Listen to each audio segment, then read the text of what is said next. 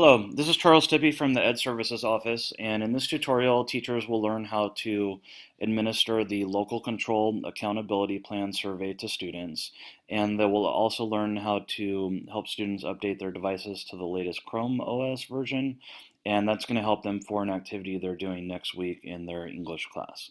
So the first thing you're going to want to do is have students click on the Chrome browser, and this looks a little bit different on the Chromebooks, but not too much. The Chrome browser is the circle right here, and students will click on that, and then you'll have them open up a new tab in their browser, and they're going to type the following into the Omni box or the address bar. So they will type in Chrome : / Chrome, and then at this point the students will hit the enter button, and it's going to bring them to this page, and you might see some students in your class that this starts updating right here.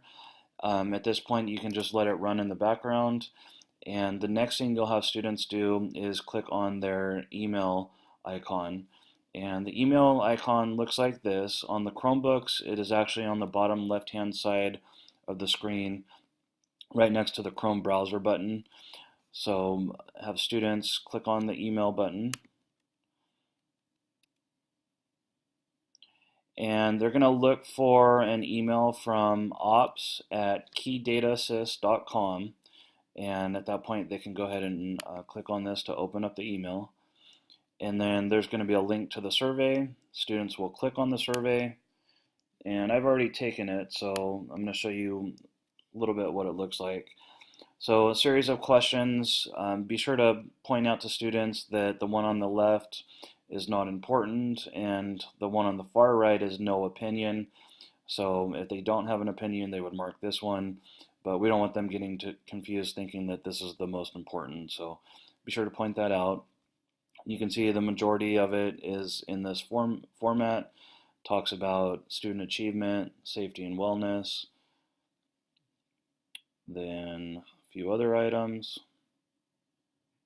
and there's a section on there for the students to type in a text response, a few more items, and then really important at the very end, this is tied to their student email address, so we will be able to track which students participated in the survey and which ones didn't.